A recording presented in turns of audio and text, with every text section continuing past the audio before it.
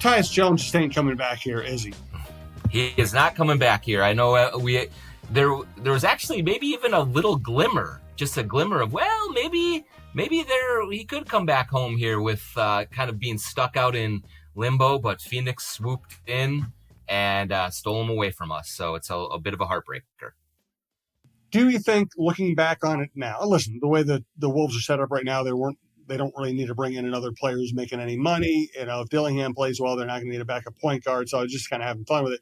But do you think, in retrospect now, there should have been a longer marriage between Jones and the Wolves? Well, yeah, that's a really interesting sort of thing to get into. And because, I'll start off by saying presently, I do think certainly Tyus Jones would have been an asset to the Timberwolves, given that Rob Dillingham is their only other true point guard on the roster behind Mike Conley, given that Mike Conley is getting up in age and you have to expect that maybe he's going to miss a few games this season because of that. And so it would have been very helpful, especially at $3.3 million at a veteran's minimum to bring him in. Now, I think that it's pretty clear that he chose Phoenix because he can actually start for the Suns. They have no point guard. They can run three guards with him and Beal and Booker and then Durant at the 4. And so if he wants to have his best opportunity to take one of these short, cheap 1-year deals and repair his value and go out into the market next year and get a bigger deal, Phoenix was the absolute right choice for him because of the role that he would have there. Here in Minnesota, he would be a backup to Mike Conley. And I think you could argue that he might get caught actually because the Wolves want to develop Rob Dillingham as much as they do, and they want him to get a lot of minutes. And so I think that, looking at the Wolves, might have turned Tyus off just a little bit in terms of just where am I going to get the chance to play the most on a good team, show what I can do, and get more money next year. And Phoenix certainly offers that over the Wolves. But in terms of how things ended here, yeah, it was unfortunate. I mean, he and Tom Thibodeau did not really see eye to eye during his time coaching and being the president of basketball operations. And so when he left, Gerson Rosas had come in, but Jones was a restricted free agent at the time. But I think that sort of the overall experience that he had at the end of his Wolves tenure left a little bit of a bad taste in his mouth, and he wasn't exactly sure that he was going to be a priority with the new regime either. And so in one of the very rare cases, Tyus's agent, Kevin Bradbury, actually got an offer sheet from Memphis for restricted free agency, which is very hard to do in the NBA. It just does not happen very often. Bradbury did a good job of getting that for Jones from Memphis, and the Wolves ended up not matching it, and he went to Memphis and really played well and parlayed that into going to Washington and being a starter there for a year. So it would have been great, yes, if he stayed longer, if he was more of like the point guard of the future. But Thibodeau did not really value what Tyus brought to the table as much. He wanted more of a scorer at point guard, and Tyus knew that. Gerson Rosas was kind of already enamored with D'Angelo Russell and wanted to kind of pursue that. And so Tyus knew that as well. And so in the end, they let a very, very good player go who would have been a perfect fit for this iteration of the Timberwolves. He is very much similar to Mike Conley. They're very, very similar players, and just a younger version of that. So unfortunate that he had to move on, but in the end, I understand why he did.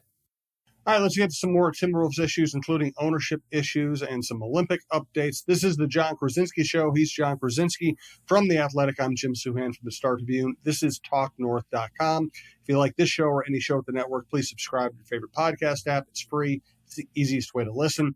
We're coming to you from the Aquarius Home Services Studios. We want to thank Aquarius Home Services, Princeton's Liquors, True Vision Institute, TSR Injury Law, Head Flyer Brewing, and Shepherd Goods and Lamb Chops clothing line.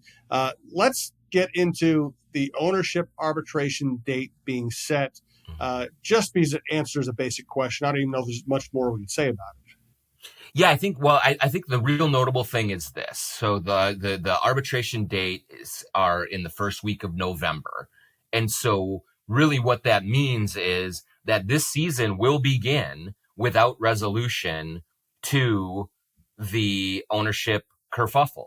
We do not, I think that there has been certainly a yearning on the fans' part, and I think also on the organization's part, to just get clarity one way or the other on who owns this team. And there was hope that, when the season ended, that maybe by the end of the summer, you'd have this arbitration hearing, there would be some sort of a ruling, and then they would kind of move forward with it. But from what I'm told, the 3 arbitrators that were selected for the panel did not have openings on their schedule at the same time until I think it's November 4th and 5th. And so that means that this situation, the uncertainty, the lack of clarity is going to push into next season. The season will start late in October. November will be the hearing. I think it's going to be around 30 days for the panel to hear all of the testimony, kind of go over all of the documents, and then make a ruling. One thing to remember on this is it's a 2-1 majority decision. It does not have to be unanimous. It could be, but it does not have to be. 2 of the arbitrators are from the Twin Cities area. 1 is from out east, I believe it's Delaware. And so all it just is like, it's going to stretch on longer than I think anyone hoped, including Glenn Taylor, including Mark Lowry and Alex Rodriguez. And so we're going to have to wait a little bit longer to get any kind of real resolution to this issue. And once the ruling is delivered, there will still, if Alex Rodriguez and Mark Lowry prevail, they will still have to go through approval process of the league. And that could stretch into the next calendar year, just waiting for that process to take place. If Glenn Taylor wins, they just kind of go for it as it is. But it's just, I guess it's just a good, important point in terms of the timing of this and understanding that, this is going to drag on for quite a lot longer. And it seems like right now, Jim, that both sides, after being kind of really public with things in the initial kind of blow up of this conflict, have settled into their corners and are just kind of staying quiet on it right now and letting this process play out. We'll see if that changes in the next couple of months here. But yeah, right now it's early November for that arbitration hearing. And so, we're going to begin 2024-2025 season with the ownership situation still in flux here. Huh. Okay. Sounds like fun. Great times. Yeah. Great times around here. Yes, absolutely. Well, the good thing is, regardless of what some people think, it doesn't affect the players at all. They don't care. It's it's not one of those supposed distractions. It's just taking too long for the rest of us. That's about it. Yeah, I mean, I will say, like, the people that I really feel bad for right now are sort of the rank and file team employees. Yep. Both on the basketball and the business side of the operations, that are walking on eggshells, not knowing what's going to happen. But because of the way that this has gone, because of sort of the rancor that has developed between the two sides, I do believe that there's a belief from many people that if one side wins and anyone in the rank and file is depicted as kind of being aligned with that side, then they're safe. And if the other side wins and they aren't, then they could be in trouble. And so there are a lot of people that are worrying about their jobs right now. And these are not players. These are not like even, general manager, coach who can, really kind of pivot and move and find new places to work and all those things. If you're a ticket rep for the Timberwolves, that's you probably are from here. There's a good chance you're from here. You've lived here. Your family's here. It doesn't mean you can't go work for somewhere else, but it's just really, it causes a lot of stress. And so, I feel for those folks who are kind of caught in the middle here, waiting to see what happens and kind of hanging out in limbo. It's a tough situation. Yeah, you're right. That's absolutely right. And you know what, that's a beat writer view, because I know when I work for, I cover the Twins, I cover the Vikings as a beat writer. You knew the people throughout the organization well, and you felt their pain when they were dealing with some kind of ownership or management problem that was affecting them and their lives and their future. So you're absolutely right about that. It's just it's tough because the faces of the organization is certainly that the fans see all the time. You see the players, you see the coaches, you'll see Tim Connolly, and you understand that, and they understand that volatility is part of this. You get traded, you get fired, you get hired, you move around, you work your way up the ladder.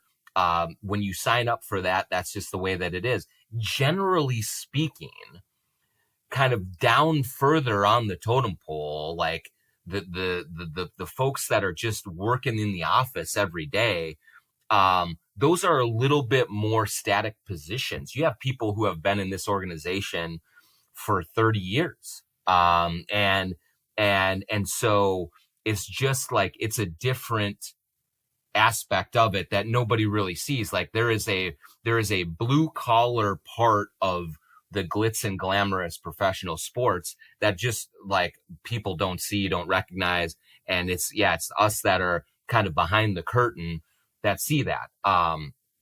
And so it's just, it's tough on those folks when they are not used to this kind of uncertainty, because even franchises get bought and sold kind of with regularity, but the transition is usually so quick that there's not even time to even think about it. And it happens. And maybe there will be people that lose their jobs in those situations, and there will be people that stay, but at least it happens very quickly. This has been a very protracted situation that is almost like, it really does, I think, tie people in knots. And I don't know that one, they're rooting for one side or the other. I just think that they want clarity. And they want to understand who is their boss, what they should be doing, how they should be going about things. And there are a lot of really good people that are working very, very hard over there, that are kind of stuck in the middle. And so it's a tough spot. Yeah, well said. All right, let's get to some basketball. We do wish all those people well, by the way. Many of them are friends of ours. But let's get to some basketball. First, though, tell us a little bit about Princeton's Liquors. Princeton's Liquors in Maple Grove. They've been in business, a family operation for decades. Wonderful craft beer selection, consistently rated not only one of the best in the metro area or the northwest suburbs, but in the entire state.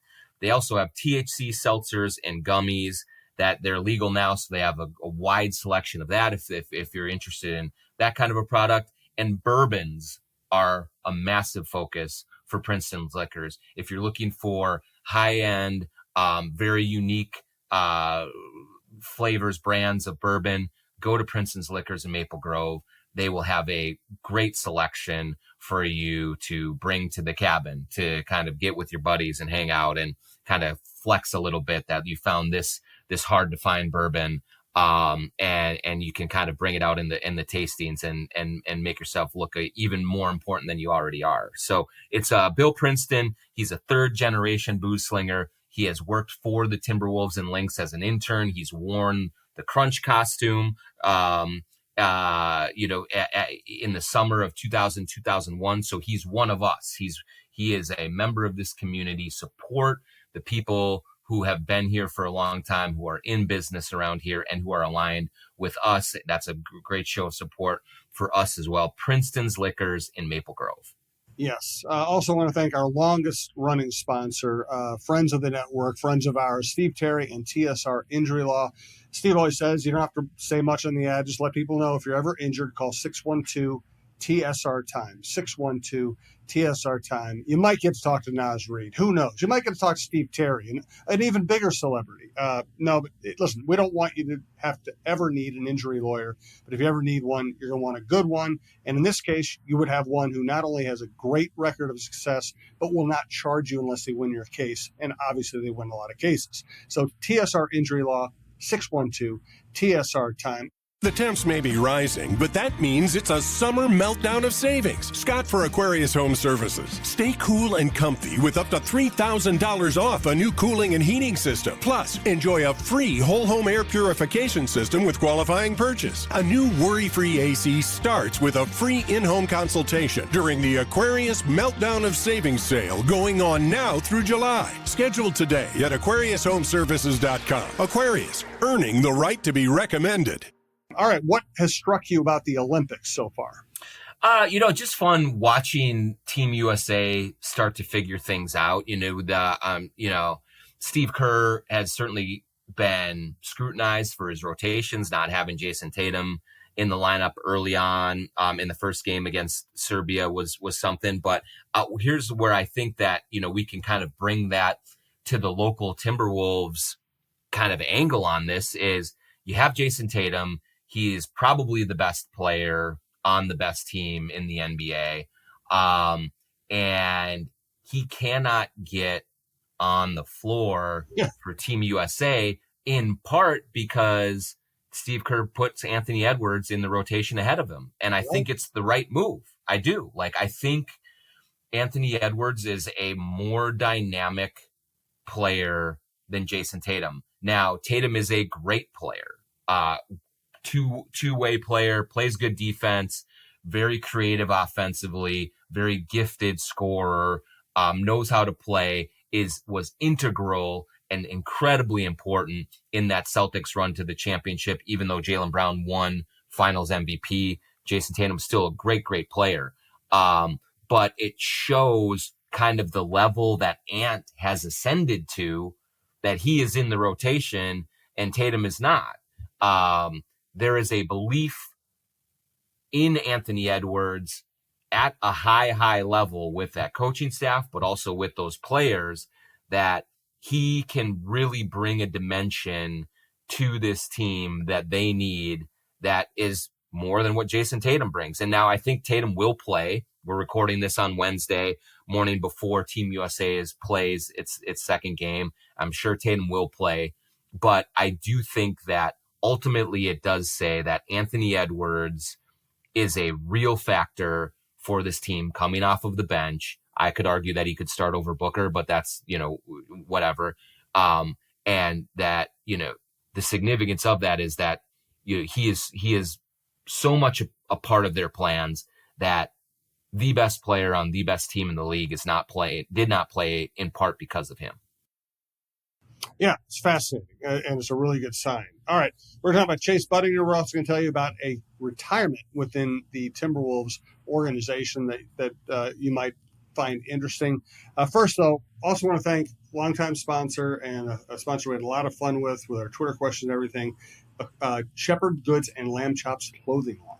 SGLambchops.com is the place to go for some of the most comfortable, some of the most stylish casual wear that you're ever going to have. Shorts, t-shirts, hoodies, hats, all sorts of different stuff at Shepherd Good and Lamb Chops clothing line. I love their shorts. I've told you about it. They're my favorite shorts that I own. Super, super comfortable. Their hoodies are great too. They look great. They feel great. They are high quality. And if you go to sglambchops.com, use the promo code JONK20 for 20% off any purchase at the store there. And also at the end of this program, we will answer a Twitter question from one of you lucky folks out there. And whoever gets chosen will get a free giveaway from Lamb Chops. Great people. Jordan and Craig are courtside at Timberwolves and Lynx games. They're big supporters, again, of this community. They're super involved in this community. We love being aligned with companies that are local, that are really invested in the Twin Cities and in Minnesota in general. Shepherd Goods, Lamb Chops, Clothing Line certainly is one of those groups. And so go to, again, sglambchops.com, JONK20 for 20% off your purchase there. Thanks to all of our sponsors. We do appreciate it. All right. Tell us about, you mentioned before we went on the air here, tell us about a retirement of somebody we both know very well. Yeah. So one thing that has been a constant over the years has been Bob Getters. He is if you've been there and you've been to Target Center and you've seen a white-haired gentleman in the corner right by the Wolves bench that is a head of security. He's been here since 1989. He started as kind of director of security of just of organizing police security for the Metrodome, for Target Center, for the Timberwolves, and eventually graduated to head of security for the Timberwolves, kind of arranging travel for them, making sure everyone was safe on the road and at home. He is also kind of their, fixer, their problem fixer. So players need driver's license, need tabs renewed, need to kind of navigate the bureaucracy that comes when you move to a new city. Bob Getters is the guy that fixes a lot of those issues for players and coaches alike. He is one of Glenn Taylor's most trusted confidants. He has been a right-hand man of Glenn Taylor for a very, very long time. And you talk to players who have come through the organization, you talk to coaches who have been here, you talk to a lot of people who just have been aligned with the Timberwolves over the years. And everyone has good things to say about Bob Getters, how much they trust him, how much he's helped them over the years. And he's retiring now. He will be 81 in October. And so he is still in really good health, but he wanted to step away at this time to kind of spend more time with his grandkids. He's got a grandson that's going to play basketball at Bethel. His daughter lives in California. He's going to be, kind of doing a little more traveling and things like that, but well earned. He is an institution with the Timberwolves. He's been here forever. Just a wonderful person. And can't wish him, enough, good wishes and good luck in retirement. He's earned it. Every organization, Jim, as you know, has those kind of guys behind the scenes that are characters that help kind of define the feel of a place. And Bob is absolutely one of those guys. No doubt about it. Congratulations to Bob. He's always been a great friend to all of us, and I'm sure we'll see him occasionally. He just won't be there fixing every problem every day the way he has been for so long. One more story I want to get to, maybe the oddest Timberwolves Olympics story. But first, Jon, I hear you're seeing a lot more clearly these days. Yeah, I'm a brand new man, Jim, this week. I've, if for listeners of the Jon Krawczynski show, over the last month or more, I've been telling you all about True Vision Institute in Bloomington. And we've been talking a lot about the help that they gave me in the consultation to figure out how to correct my vision once and for all, and all the process of going through it. Well, finally, last week, I was able to go in and have LASIK surgery at True Vision. And I've talked to people who have had it before, and they all say how much it changes their lives. I'm like, all right, come on. Can it really be that good? And here I am, less than a week out from surgery. And I'm telling you, it is that good. For the first time since I've been in fourth grade, I don't have glasses or contacts to mess with. I don't have to worry about going in for, every year or two for vision checkups and for new glasses and putting hundreds of dollars into new glasses or new contacts. A contact gets ripped and I got to go replace that. The best thing about it is I wake up in the morning and I'm not fumbling around for my glasses, so I can see, check my phone, look over at my wife and see her face. Like I'm seen 100% clearly. And it happened almost immediately after the surgery. I went in for the surgery last week, and I was a little nervous. You had a laser pointed at your eye. It's nerve wracking, but the people at True Vision were so welcoming and calming and comforting that it really took a lot of the anxiety away for me for the procedure itself. I was in and out in a little over an hour. The procedure itself actually only takes a couple of minutes. They do what they need to do to get your eyes fixed, and they get you on your way. My mom gave me a ride home. I spent the night just kind of resting, sleeping. When I woke up the next morning, seeing 100% clearly. Could drive to my follow-up appointment, 20/20 vision. Everything was great. And I still am kind of walking around pinching myself right now that I can't believe I don't have glasses or contacts anymore. And Dr. Chu was absolutely phenomenal through the process. I was nervous. He has a very soothing, calming voice. He takes you through it very easily. He puts you at ease. He makes you feel comfortable when you're on the table getting the procedure done. And it just was really helpful for me in just kind of taking away a lot of the nervousness that I had about it. He was so easygoing and was so reassuring, and just talked me through everything. It only took a few minutes to get done, and then I was out the door and on my way. A week later, I feel great. I'm seeing perfectly. I wish I would have done it 10 years ago.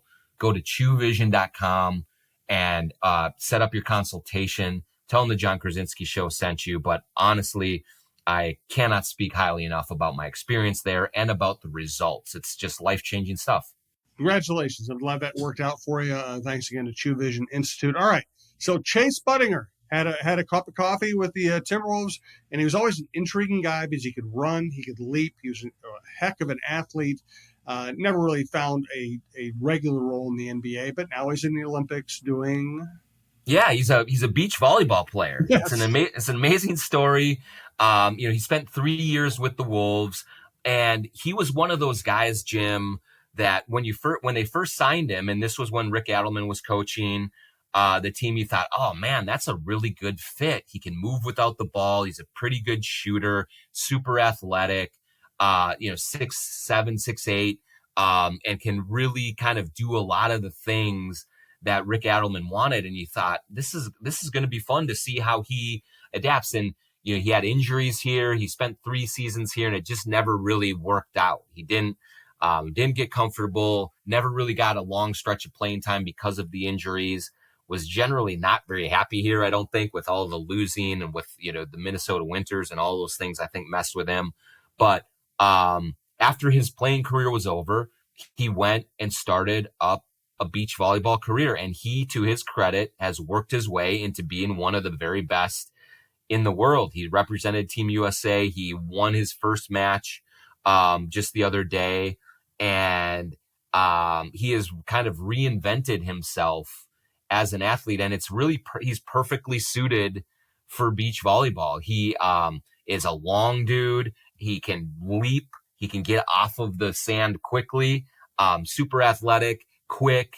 And he's just, he's become a force in that sport. It was pretty cool to see him in the opening ceremony, and LeBron James was coming up to him, and Kevin Durant, and a lot of the basketball players who had actually played against Chase Budinger were kind of dapping him up and were really impressed. You could tell by the way that he has pivoted to another sport when his main sport didn't quite work out the way that he wanted it to. So, he's over there. He's doing it. He's representing Team USA, and a little bit of Timberwolves flavor over there with all the basketball players that are over there. So it's pretty cool to see. No doubt. Good stuff. Hey, good stuff from Jon. It's always kind of fun to have these off-season shows where we can go a lot of different directions.